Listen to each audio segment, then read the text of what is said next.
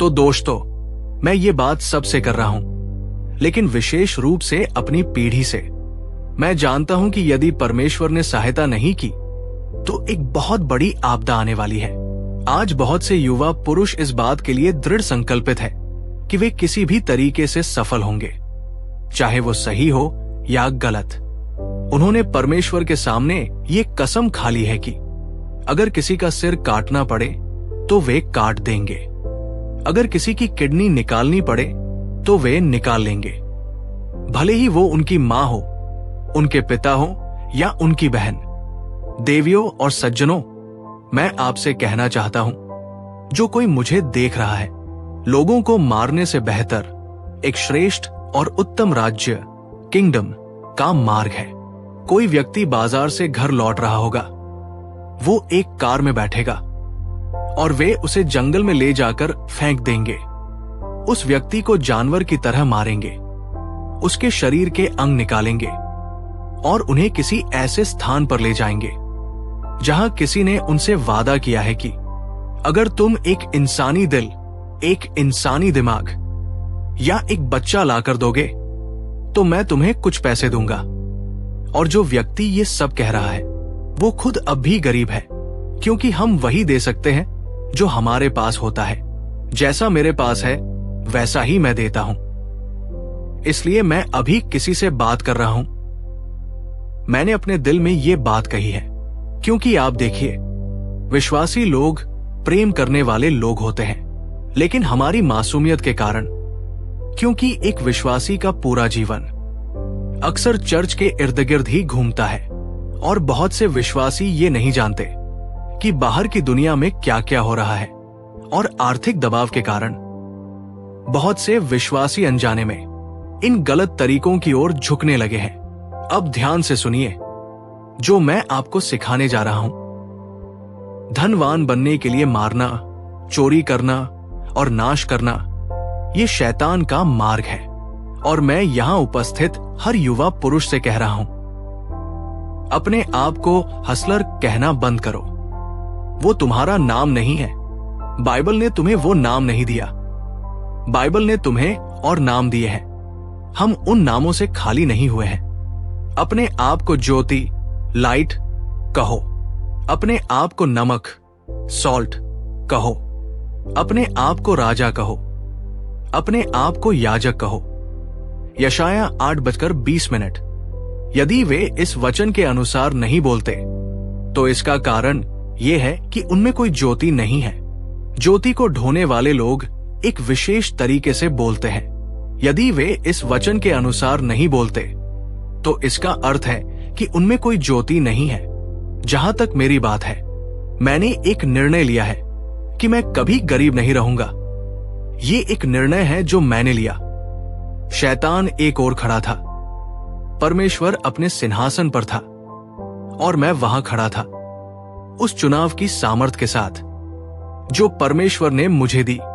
और मैंने प्रधानताओं और शक्तियों के सामने ये घोषणा की कि यीशु के नाम में अगर मेरे लिए नहीं तो कोइनोनिये के लिए, यीशु के नाम के लिए और मेरी जिंदगी से जुड़े एक भी आत्मा के लिए मैं गरीब नहीं रहूंगा। क्या हम साथ हैं?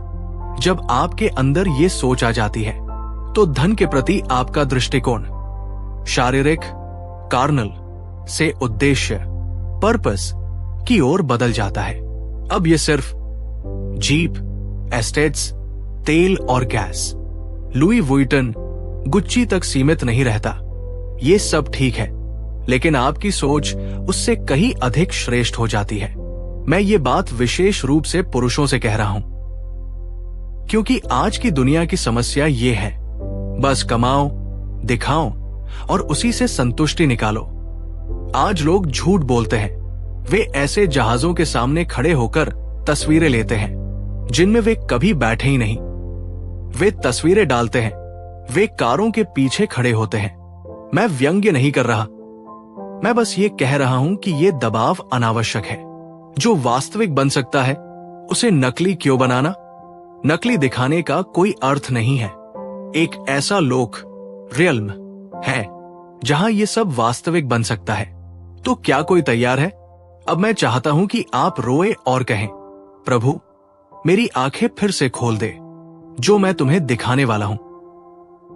मेरी आंखें खोल दे। कृपया प्रार्थना करें। प्रार्थना करते समय कुछ लोग अपनी मां को याद करें, अपने पिता को याद करें, मिशनरियों को याद करें, सुसमाचार को याद करें, राज्य को याद करें। कोई प्रार्थना कर रहा है, कोई प्रार्थना कर रहा है, हाँ प्रभु ये तेरी इच्छा है कि तू मुझे ऊंचा उठाए। एक सज्जन प्रार्थना कर रहा है, जारिया प्रार्थना कर रहा है, यूके प्रार्थना कर रहा है, कनाडा, अमेरिका, आगे बढ़ो। कोइनोनिया ग्लोबल प्रार्थना करें, मसीह की देह प्रार्थना करें। संगीत, 1 मिनट प्रार्थना करो। यीशु के सामर्थी नाम में हमने प्रार्थना की, आमीन। अब कमर कस लो और देखो कि परमेश्वर हमें कैसे सहायता करेगा। सभोपदेशक, एक्लीसियास्ट्स अध्याय 10 पद 15। सभोपदेशक 10 के 15। आओ मिलकर पढ़े, कृपया लिखें और फिर पढ़े। सभोपदेशक 10 के 15। मूर्खों का परिश्रम उन सबको थका देता है, क्योंकि वे नहीं जानते कि नगर में कैसे प्रवेश करना है। एक बार और, मूर्खों का परिश्रम उन सबको थका देता है, क्योंकि वे नहीं जानते कि नगर में कैसे प्रवेश करना है। मूर्ख कोई अपमानजनक शब्द नहीं है और नहीं ये व्यंग्य है।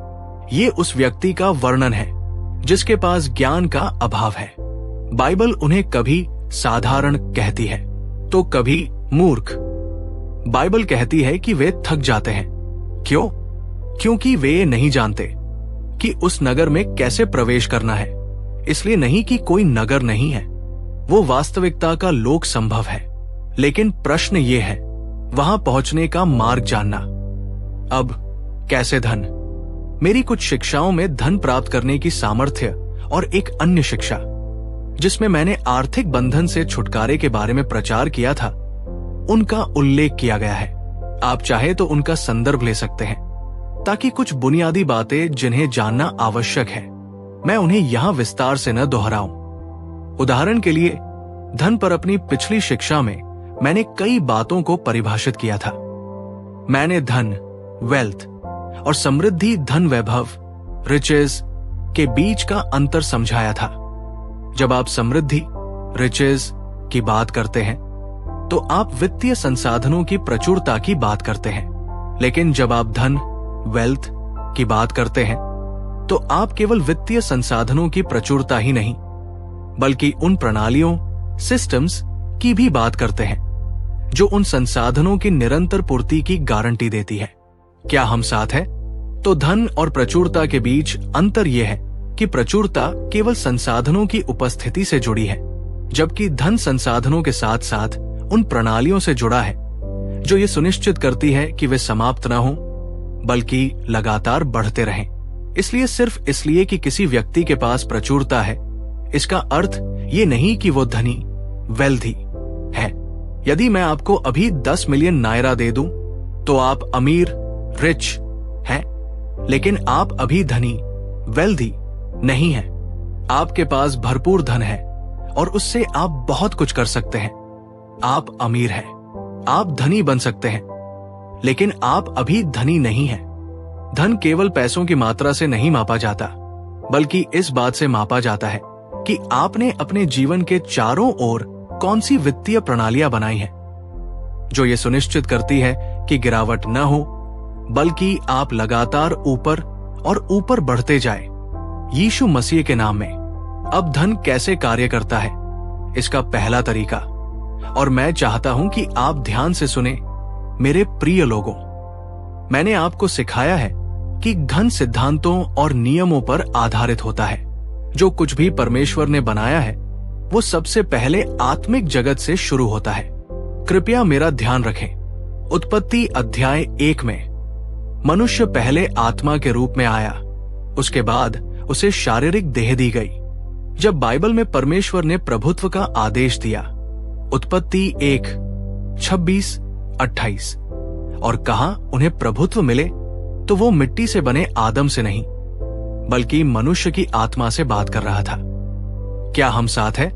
उन्हें समुद्र की मछलियों, आकाश के पक्षियों, पशुओं आदि पर प्रभुत्व मिले, तो आपको यह समझना चाहिए कि ईश्वरीय व्यवस्था में चीजें पहले आत्मिक क्षेत्र में होती है और फिर भौतिक रूप में प्रकट होती है। अय्यूब की विपत्ति भी पहले आत्मिक क्षेत्र में शुरू हुई, फिर बाइबल कहती है कि एक दिन ऐसा आया जब वो पृथ्वी पर प्रकट हुई। मेमना आत्मिक रूप से बलिदान किया गया था, लेकिन समय के एक विशेष क्षण में वो घटना घटी। इसी प्रकार जब धन की बात आती है तो वो भी आत्मिक क्षेत्र से शुरू होती है। यदि आप धन को केवल आर्थिक दृष्टिकोण से या केवल भौतिक दृष्टिकोण से देखते हैं तो आप पहले ही चूक चुके हैं। तांत्रिक, अकल्टिस्ट्स ये जानते हैं, गैरम सीही भी ये जानते हैं। दुर्भाग्य से बहुत कम विश्वासी ये जानते हैं कि धन के विषय में सही नींव आत्मिक क्षेत्र है, चाहे आपकी आत्मिक मान्यता कुछ भी हो। जैसे एक पेड़ को देखिए, कृपया मेरी ओर देखिए। आप में से कितने लोग जानते हैं कि पेड़ की वृद्धि जमीन के नीचे उस अदृश्य हिस्से से शुरू होती है जिसे आप देख नहीं सकते? जब आप आम या संतरे का बीज लगाते हैं, जिस दिन आप जमीन से अंकुर निकलते देखते हैं, क्या वही दिन उसकी वृद्धि की शुरुआत होती है? नहीं, कुछ पहले जमीन के नीचे होता है जिसे आप देख नहीं सकते। सिर्फ इसलिए कि आप उसे देख नहीं सकते, इसका मतलब ये नहीं कि वो हो नहीं रहा। वही शुरुआती अदृश्य वृद्धि वो प्रणाली और संरचना बनाती है जो बाद में उस पेड़ को विशाल वृक्ष बनने में सहारा देती है। क्या मैं सही हूं?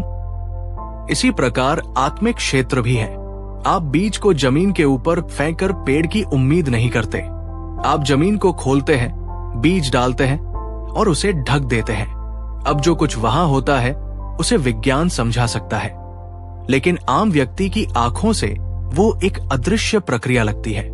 यही कारण है कि बहुत से लोग आर्थिक रूप से ऊपर नीचे होते रहते हैं, क्योंकि उनकी समृद्धि केवल आर्थिक होती है, आत्मिक जड़ नहीं होती। मनुष्य आत्मा है, शरीर में रहता है, और आत्मा तथा शरीर के बीच उसकी आत्मा, सोल, कार्य करती है। ये एक ऐसा क्रम है जिसे कभी भी नजरअंदाज नहीं किया जाना चाहिए। पृथ्वी पर हर दिन की शुरुआत आत्मिक क्षेत्र से होती है। दिन और रात केवल समय की बात नहीं है। हर घटना की जड़ आत्मिक क्षेत्र में होती है। जो समुद्र आज हम देखते हैं वो आत्मिक क्षेत्र से आया। जो पृथ्वी हम देखते हैं वो आत्मिक क्षेत्र से आई। जो हवा हम महसूस करते हैं वो आत्मिक क्षेत्र से आई। इब्रानियों 11:3 के अनुसार जो कुछ दिखाई देता है वो अदृश्य से बना है। इसलिए यदि आप परमेश्वर के तरीके से धनी बनना चाहते हैं और आत्मिक क्षेत्र को नजरअंदाज करते हैं तो आप केवल अपना समय बर्बाद कर रहे हैं, क्योंकि सारी व्यवस्थाएं वहीं से संचालित होती है। सुलेमान ने इसे सही समझा। उसकी समृद्धि आत्मिक क्षेत्र से शुरू हुई। इस्राएल राष्ट्र आत्मिक क्षेत्र, दाऊद आत्मिक क्षेत्र। धनी मूर्ख की समस्या ये थी कि उसके धन का कोई आत्मिक संबंध नहीं था। उसकी निष्ठा केवल धन से थी, परमेश्वर से नहीं। उस दिन उससे कहा गया, आज तेरी आत्मा तुझसे मांगी जाएगी। इसका अर्थ है आत्मिक नियमों का पालन प्राथमिकता में होना चाहिए। धन कैसे कार्य करता है इसे समझने की नींव आत्मिक नियमों का पालन है। मैंने आपको इनमें से कई नियम सिखाए हैं, लेकिन मुख्य रूप से पहला नियम पूर्ण समर्पण का नियम। याद रखें, धन और प्रचुरता को संचालित करने वाला पहला आत्मिक नियम दशमांश, टाइथिंग नहीं है। दशमांश एक महत्वपूर्ण नियम है, लेकिन पहला नियम पूर्ण समर्पण है। जब परमेश्वर किसी व्यक्ति के पास आता है तो वो सबसे पहले आपका पैसा नहीं, आपका हृदय चाहता है। वो कहता है, हे मेरे पुत्र, मुझे अपना हृदय दे। जब परमेश्वर आपका हृदय प्राप्त कर लेता है तब आपका धन सार्थक बनता है।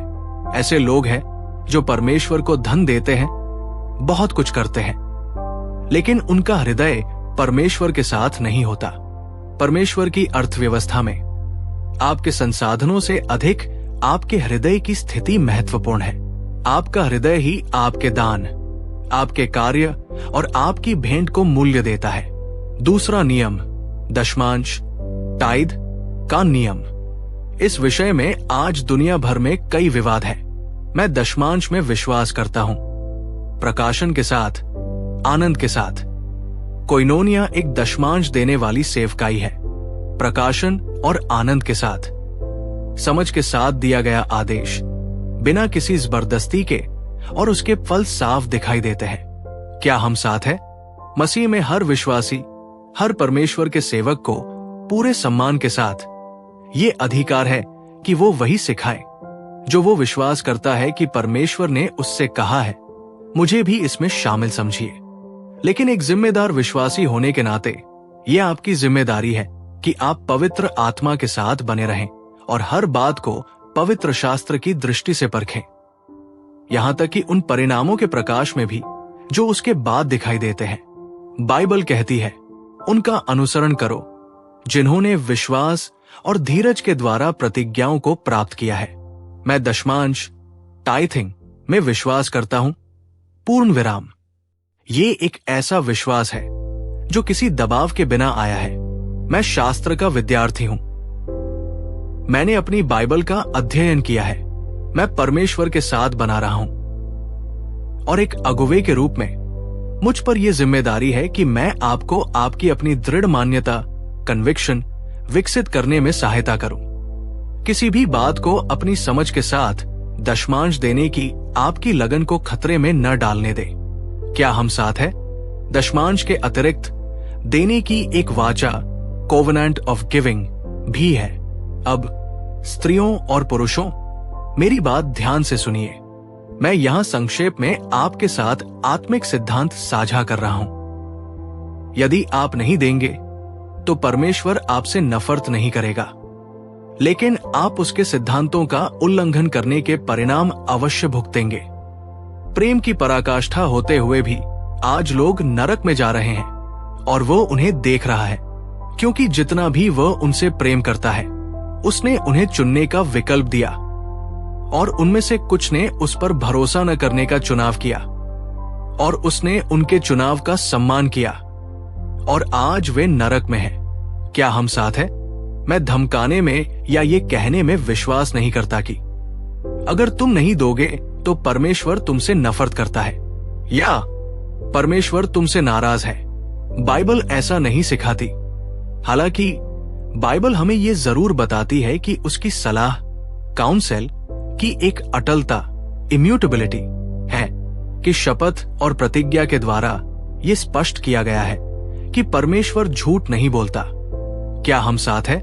और उस शपथ के कारण जिसे परमेश्वर ने स्वयं अपने नाम से खाया, उसने कहा, मैं अपनी वाचा नहीं तोड़ूंगा और न ही उस वचन को बदलूंगा जो मेरे मुख से निकला है। राज्य, किंगडम के आदेश पूर्वाग्रहों और पक्षपात के अनुसार न तो नाचते हैं और न ही झुकते हैं।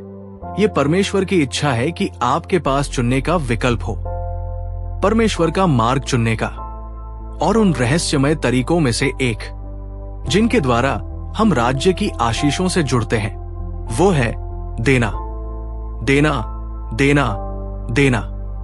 हर प्रकार का देना, प्रेम से देना, समझ के साथ देना, आराधना के रूप में देना, भेंट देना, बीज देना, विश्वास से देना, भविष्यवाणी के अनुसार संबंधों में देना, और हर प्रकार का देना। जैसा कि मैंने पहले सिखाया है, मैं अभी उन सब में नहीं जा रहा हूं, क्योंकि अभी और भी गंभीर विषय हैं जिन पर हमें बात करनी है। लेकिन स्त्रियों और पुरुषों, कोइनोनिया ग्लोबल, मेरी बात सुनिए। मुझे आपको नेतृत्व, पिताभाव और जिम्मेदार आत्मिकता के दृष्टिकोण से बोलने दीजिए। यदि आप देने वाले नहीं हैं, तो आप गरीब रहेंगे। इसे लिख लीजिए। यदि आप देने वाले नहीं हैं, मुझ पर विश्वास कीजिए। यदि आप मानते हैं कि मैं आपसे प्रेम करता हूं और मैं आपसे झूठ नहीं बोलूंगा, तो मैं आपको सच बता रहा हूं। मैं ये इसलिए कह रहा हूं क्योंकि आप में से कुछ देने वाले नहीं हैं और आप सोच रहे हैं कि आपकी वित्तीय स्थिति क्यों नहीं सुधर रही। सच में, स्त्रियों और पुरुषों, मैं आपको बता दूं, यदि आप देने वाले नहीं हैं, तो आप गरीब रहेंगे, और यदि आप कभी कभार देने वाले हैं, तो आपके पास कभी कभार ही होगा। सप्लाई देना उन रहस्यमय आत्मिक शक्तियों में से एक है जो इसके लिए जिम्मेदार होती है। काश मेरे पास समय होता।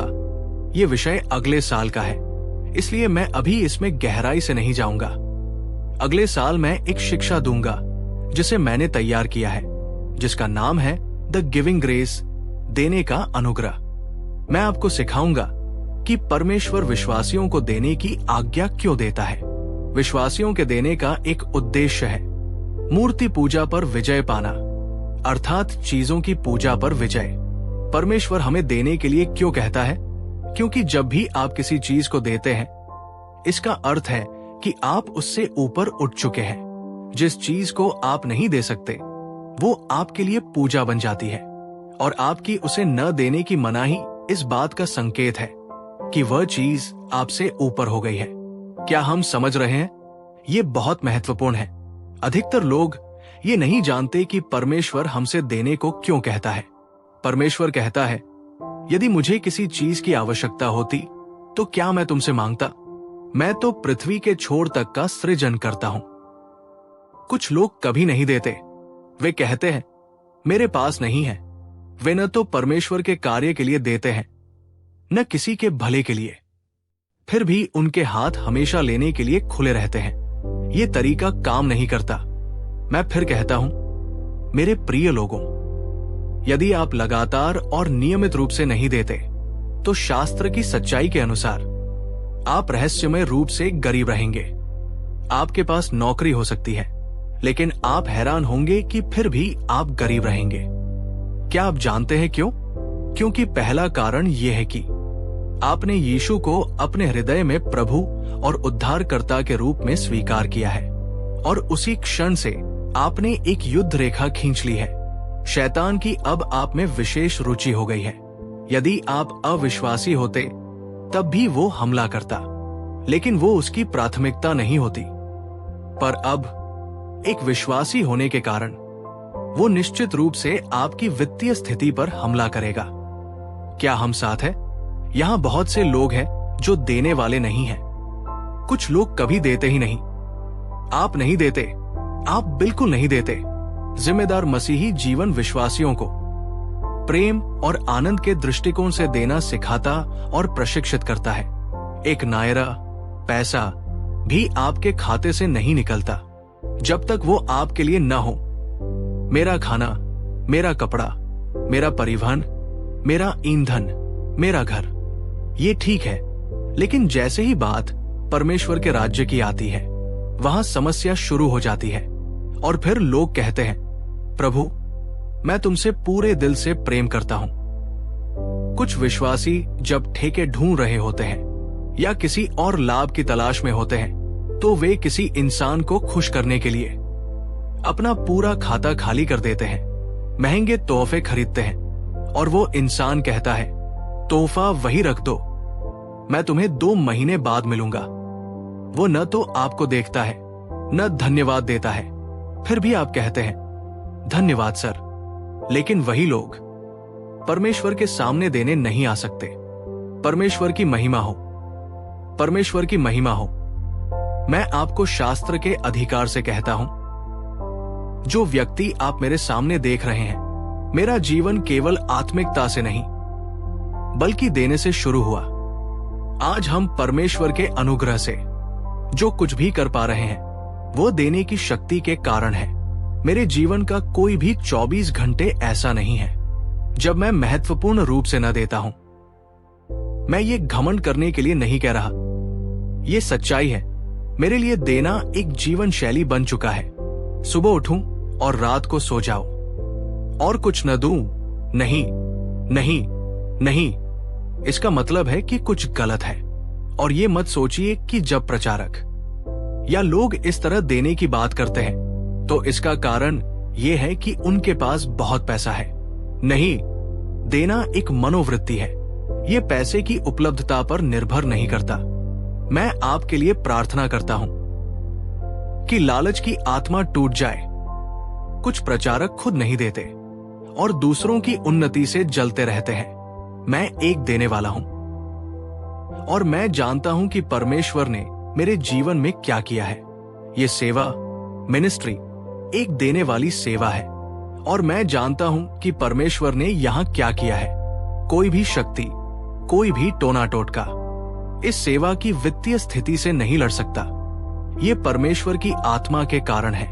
देने के द्वारा आज कितने लोग खाते हैं, क्योंकि परमेश्वर ने हमें जीवित रखा है। एक मां कहीं खड़ी होकर कहेगी, हे प्रभु, इस जन सेवक को सुरक्षित रखना, क्योंकि यही मुझे भोजन देता है। अय्यूब ने कहा, मैं अंधों के लिए आंखें बना, मेरे हाथ में जो भी आता है परमेश्वर गवाह है। मेरे मन में सबसे पहले परमेश्वर का राज्य आता है, मैं खुद नहीं। ईमानदारी से बताइए, आप कितना खा सकते हैं? राज्य पहले, ये राज्य के लिए जाए, वो भी राज्य के लिए। हर दिन और हर सप्ताह इस सेवा में लाखों संसाधन परमेश्वर के अनुग्रह से प्रवाहित होते हैं और ये सब देने से आया है। आज आप यहां बैठे हैं देने की शक्ति के कारण। इसे राज्य की जिम्मेदारी बना ले। जब परमेश्वर आपको आशीष देता है तो अपने मन में रखे कि देना एक वाचा है हर जिम्मेदार विश्वासी के लिए। यदि आप अब तक केवल रीति रिवाज से देते थे तो रुकिए, समझिए, प्रकाशन, रिवेलेशन प्राप्त कीजिए, फिर समझ के साथ दीजिए। हल्लेलुया। मैं पिता को देता हूं, मैं समकालीनों को देता हूं, मैं वरिष्ठों को देता हूं, मैं पुत्रों और पुत्रियों को देता हूं, मैं अधीनस्थों को देता हूं, मैं सभी लोगों को देता हूं। मसीही और गैर मसीही दोनों को देना ही जीवन है।